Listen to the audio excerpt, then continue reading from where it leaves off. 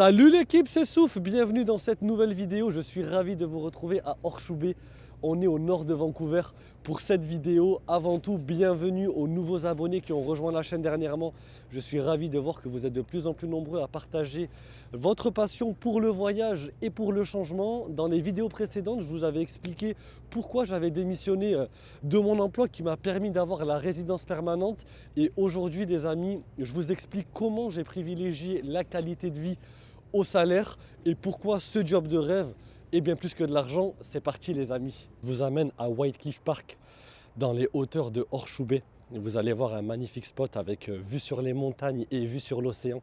Donc on va partager un petit moment ensemble. Je vais vous raconter un petit peu mon expérience professionnelle, mon parcours de vie comme d'habitude. Essayer d'en tirer quelques leçons et savoir un petit peu comment j'ai trouvé ce job de rêve au Canada. Et avant tout, j'aimerais quand même vous parler de mon rapport au travail parce que c'est quand même le sujet de la vidéo. Et j'ai toujours vu le travail sous le prisme de l'argent. Dans mon ancien job, je gagnais 6 000 $ par mois, ce qui est quand même assez énorme pour quelqu'un de célibataire au Canada. Je paye 2 100 $ de loyer, donc il me restait entre 3 500 et 4 000 $ chaque mois pour pouvoir épargner, pour pouvoir voyager. Et forcément, quand tu gagnes un salaire élevé, que ce soit ici ou ailleurs, tu vas avoir tendance à justifier la pression que tu vas avoir au travail par le salaire. Et c'est normal, et j'ai toujours accepté, en tout cas au Canada, d'être pressé comme un citron.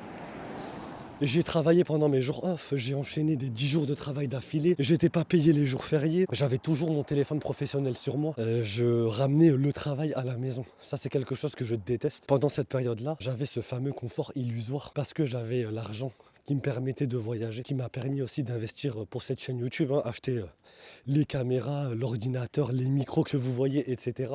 Ça coûte très cher et j'avais vraiment le job parfait à ce moment-là. Et malheureusement, j'étais aussi dans une prison mentale. C'est qu'en fait, comme il m'avait fait le permis fermé pour l'ARP, je ne pouvais pas partir, autrement il fallait rentrer en France ou trouver un employeur qui acceptait de me faire un permis fermé, ce qui n'était pas facile et ce qui n'aurait pas été possible, je pense, parce que je n'avais pas les contacts pour ça. J'ai commencé à sentir le burn-out arriver, qui était un mot totalement inconnu pour moi, mais je me suis dit, je commence vraiment à être sous pression. Et dans le même temps, j'ai créé cette chaîne YouTube qui grandit de jour en jour. On avait quand même atteint les 1000 abonnés en 6 mois, ce qui est quand même une dinguerie. Et c'était très frustrant pour moi de pas avoir d'équilibre de vie. Pour vous faire une petite parenthèse sur mon parcours, parce que vous êtes nombreux à me demander quel est mon parcours.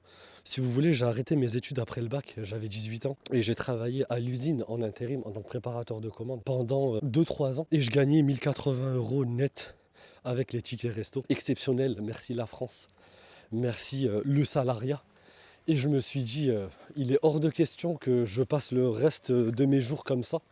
J'ai beaucoup plus d'ambition et surtout je me valorise énormément, j'ai quand même un certain ego, ça je m'en cache pas, et je me dis simplement que je ne suis pas né pour travailler à l'usine, avec tout le respect que j'ai pour ceux qui le font, mais à 22 ans, quand on a le choix, quand on a eu une bonne éducation et qu'on a un cerveau, on peut faire de plus grandes choses. Et c'est pour cette raison que je retourne à l'école à une condition. Je me dis, il faut que je retourne faire quelque chose que j'aime. Pas forcément une passion, mais j'ai envie de me lever le matin avec la banane.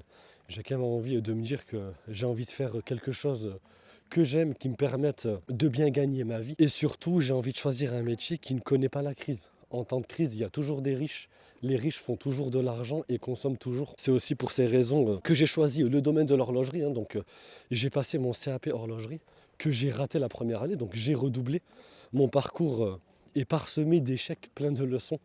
Il faut aussi être honnête, ça n'a pas été un long fleuve tranquille. Donc j'ai passé mon CAP horlogerie en 2 ans, ensuite le brevet des métiers d'art, et j'ai eu la chance de rencontrer mon frérot Xavier, avec qui on a créé plutôt une marque de montres qui pareil a été un échec, mais qui a été plein d'enseignements. Je trouve que dans mon parcours, j'ai beaucoup plus appris de mes échecs que de mes réussites. On apprend beaucoup plus quand on est dans l'ombre que dans la lumière, et j'ai tiré, on va dire, les leçons de ces échecs-là, et c'est pour ces raisons qu'en parallèle, à l'époque où je suis en horlogerie, je travaille dans la vente et je commence à, sans le savoir, à poser des briques sur mon CV. Je travaille pour les Galeries Lafayette Haussmann, je travaille pour Le Bon Marché, qui sont quand même des temples du luxe en France. Et j'ai vraiment vu la valeur de ces établissements-là à l'étranger, au Canada, parce qu'on a valorisé ça sur mon CV. Moi qui m'attendais à ce que mes diplômes me valorisent, finalement, c'est aussi mon expérience professionnelle. Et par moments, on fait des choses sans forcément le savoir, ou on prend des décisions à chaud sur le moment, au même titre que le fait d'avoir arrêté mes études m'a empêché d'avoir la RP plus rapidement, étant donné que j'ai perdu énormément de points. Et j'aurais pu avoir la RP directement depuis la France avec des études en poche. Mais après ça c'est mon histoire, hein, chacun son histoire. Et finalement, quand je connais cet échec avec cette marque horlogère, je décide de partir au Canada pour vivre un nouveau challenge pendant la pandémie qui a été pour moi très révélatrice. Pour beaucoup de personnes, ça a été une épreuve. Pour moi, ça a été un formidable moyen de me remettre en question. Pendant le confinement, je vais me préparer, je vais tout regarder, je vais vraiment siphonner Internet. Je vais regarder les quartiers où vivre, les quartiers à éviter, où postuler, où travailler. Et puis je trouve cette fameuse rue, c'est un petit peu le Montaigne de Vancouver avec toutes les grandes marques horlogères. Il y a Cartier, il y a Hublot, il y a Tiffany, il y a Rolex, il y a Chopard. Il y a toutes ces grandes maisons de luxe et je me dis, bon, vu que j'ai aucune expérience au Canada, ça va être mon objectif dans les 2 premières années. Et finalement, je vais travailler pour Gucci en arrivant au Canada. Et au bout de 6 mois, je vais partir dans cette fameuse rue que j'avais visée pour le futur. Hein, comme quoi, des fois, on fait les bonnes rencontres au bon moment. Et je démarre cette nouvelle aventure de simple conseiller de vente à directeur de boutique. Donc ça a été ma plus belle réussite, je pense, au Canada. Les amis, on arrive dans mon spot de prédilection. La magnifique vue sur l'océan et sur les montagnes. Regardez-moi ça. Si ça, c'est pas exceptionnel. On est quand même pas mal là. Je vais essayer de ne pas me casser la gueule parce qu'il fait très froid et le sol est glissant. Mais voilà la vue les amis qu'on peut avoir. C'est juste extraordinaire. Et comme je vous le disais, il y a la résidence permanente qui arrive à ce moment-là. J'ai mon pass pour la liberté. Et donc je planifie un départ pour 2025. Et finalement, je reçois un appel de mon ancien directeur chez Gucci qui me propose d'être l'assistant directeur d'une nouvelle boutique à Vancouver qui a ouvert il y a 2 semaines. Donc c'est une marque d'hyper horlogerie, donc on vend des montres 200 000 $ et plus. Évidemment, j'ai accepté. Je souhaitais avoir une certaine qualité de vie. Et la qualité de vie pour moi aujourd'hui, c'est d'avoir un emploi qui me permet de bien gagner ma vie et de pouvoir développer cette chaîne YouTube, tout simplement. Travailler avec quelqu'un qui comprend mes objectifs, puisqu'il est abonné à cette chaîne YouTube et je le salue. Mais travailler avec des personnes qui comprennent vos rêves, qui comprennent vos objectifs et qui vous permettent de les réaliser, pour moi, c'est ça. Une réelle entreprise, c'est ça, un réel employeur. C'est pas celui qui va prendre vos rêves pour réaliser les siens et vous payer, on va dire, au lance-pierre, parce que c'est aussi une leçon que j'ai tirée de l'expérience professionnelle jusqu'à maintenant. Hein. Je sais pas ce que vous en pensez, mais j'ai l'impression que plus tu es performant au travail, plus on te donne des responsabilités et moins tu es payé. Alors que ceux qui en font le moins, ou en tout cas ceux qui font le strict minimum, sont souvent très peu inquiétés au travail. Et vous, en fait, on va vous embêter, on va vous donner voilà les responsabilités pour pas grand-chose. C'est pour ces raisons voilà, que c'est mon job de rêve actuellement. C'est d'avoir une clientèle plus élitiste. Hein. Je vais avoir moins de clients, moins de ventes, mais beaucoup plus de temps libre. Après le travail, je garde mon énergie, j'ai pas de téléphone professionnel, j'ai plus de staff à gérer, j'ai plus de formation à faire. Donc pour ces raisons-là, c'est mon job de rêve. Et je vous encourage à changer. Je sais que on se définit par le travail, je le dis souvent. Mais malheureusement, on a aussi le poids du regard des autres, de se dire combien je gagne, c'est quoi mon statut social. Et finalement, on passe à côté de nos rêves parce que il faut payer les factures, il faut aussi payer les courses et son train de vie. C'est pour ça que j'ai toujours réduit mes dépenses au minimum. Même si je travaille dans le domaine du luxe et je renvoie peut-être une image du gars qui est intéressé par l'argent.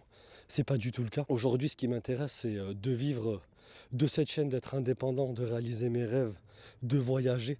Et ça passe par un investissement personnel important. Et pour ces raisons, je me devais d'avoir un emploi comme celui-ci, dans lequel je peux gagner de l'argent quand je vends, où il y a quand même une sécurité économique. Avoir sur mon CV un emploi dans une marque aussi prestigieuse, c'est quelque chose de très important pour moi, puisque si je déménage demain, et c'est mon objectif, je pense pas que je resterai à Vancouver toute ma vie. Finalement, ce job de rêve, c'est le parfait équilibre entre ambition et réalisme.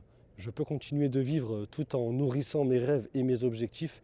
Et c'est pour cette raison que j'ai appelé cette vidéo « J'ai trouvé mon job de rêve ». En tout cas, je tenais encore à vous remercier de votre soutien à cette chaîne YouTube, pour tous vos commentaires, pour tous vos témoignages.